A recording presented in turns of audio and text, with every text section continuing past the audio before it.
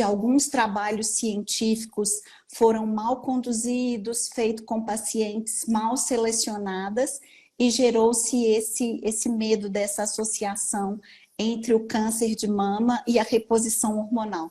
Mas, felizmente, né, a medicina evoluiu, novos trabalhos foram feitos trabalhos usando tipos de hormônios mais adequados para realizar o tratamento, e hoje a gente tem a possibilidade de oferecer para as pacientes um tratamento que melhora a qualidade de vida. Sim, mas um tratamento que repõe os hormônios, só que são bioidênticos, né? Isso, na verdade, Leda, a palavra bioidêntica, a gente, de acordo com uma resolução do Conselho de Medicina, ela deve ser evitada. Nos Estados Unidos, esse Por termo, quê? eu não sei, eu acho que é uma questão de uma briga com a Big Pharma, com a indústria farmacêutica, porque muitas coisas na medicina passam por isso, né? Então, os hormônios isomoleculares ou o hormônio que tem a mesma constituição da molécula que a gente produz, ele não está nas mãos das grandes indústrias, das grandes empresas que são fabricantes de medicamentos. Então, nós temos aí essa inadequação de linguagem. Então, como você pode falar à vontade, mas Sim, mas isso chama como, então? chama hormônio isomolecular, ou substâncias com a mesma estrutura química. É só para Que complicar, né? Porque o é só bioidêntico para é muito mais complicar. fácil de falar, né? E a literatura estrangeira usa bioidêntico. Ah, Mas então é uma questão nacional. é uma questão nacional. Inclusive nas publicações, nos trabalhos científicos, a gente vê a palavra bioidêntico, mas no Brasil, nós médicos brasileiros não podemos usar essa expressão. A gente tem que falar isomolecular. Tá. Então, o tal do isomolecular implica na progesterona e no estrogênio? Isso. É isso? Na verdade, a gente faz a reposição com 3 tipos de hormônio. O estradiol, que é o principal estrogênio, a progesterona, que é um hormônio muito importante para a mulher também, que equilibra o estradiol, e a testosterona, que muito enganosamente é visto por alguns apenas como um hormônio masculino, mas é muito importante na mulher também. Pois é, mas muitos médicos falam mal da progesterona, né? Da testosterona, dizendo que a voz vai ficar mais grossa, que a pessoa vai desenvolver pelos, que não sei o quê. Eu já vi ginecologista falando isso, por isso que e endocrinologista também, por isso que estou te perguntando isso. Ela já foi demonizada também ou já passou a fase de demonização da progesterona? A testosterona ainda Da enfrenta testosterona.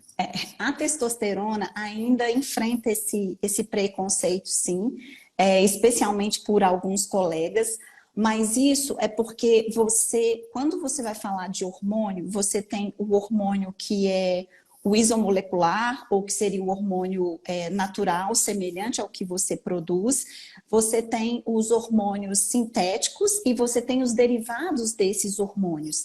E quando você faz a reposição hormonal, Leda, na reposição hormonal é uma terapia de reposição. Este é o princípio.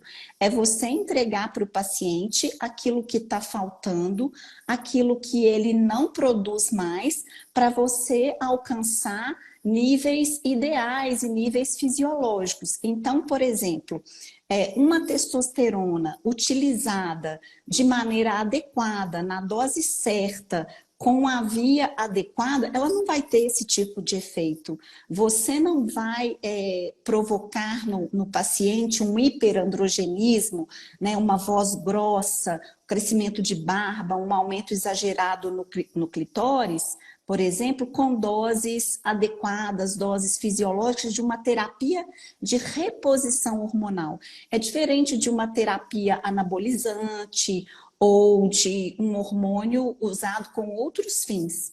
Então, essa testosterona bem utilizada, ela é muito benéfica e praticamente isenta de efeitos indesejáveis. E o que quem é que deve fazer reposição hormonal? Não, não é toda mulher, né? Exatamente. A gente, hoje, Leda, eu tenho a impressão de que a reposição hormonal, ela entra como uma ferramenta para a qualidade de vida e uma ferramenta para evitar doenças crônico-degenerativas.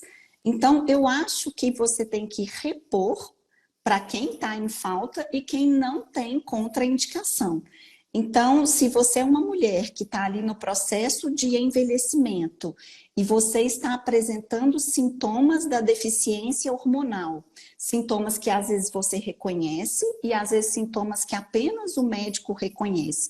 Então, se você passa por esse processo de deficiência e você não tem uma contraindicação formal, eu acho interessante para todas as mulheres. A contraindicação, em algum momento da minha vida, eu entrevistei alguém que me disse que era ter câncer de mama na família, a mãe, a irmã, a tia, uma coisa assim bem próxima, né?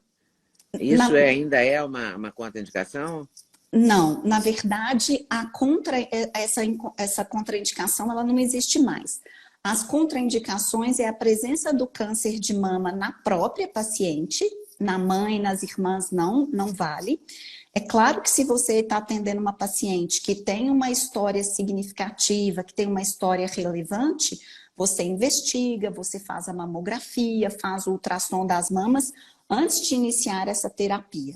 Mas a presença da lesão de câncer de mama ou uma lesão precursora é uma contraindicação. Uma outra contraindicação é doença hepática grave. Uma terceira contraindicação são as doenças tromboembólicas ativas.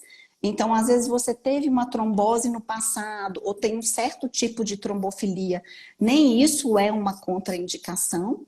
Uma outra contraindicação é uma doença rara, que é uma porfiria, uma doença rara do sangue, e também doença cerebrovascular ativa é contraindicação também. E aí aquelas situações clássicas. E uma doença, né? Cerebrovascular ativa? Porque a doença cerebrovascular... Não, o que é? Como é que chama essa doença? Por exemplo, uma paciente que teve um AVC hemorrágico recentemente, ou teve o derrame, né? Usando uma expressão mais popular, mais conhecida, mais popular. E para finalizar, você tem como contraindicação um sangramento genital de causa desconhecida.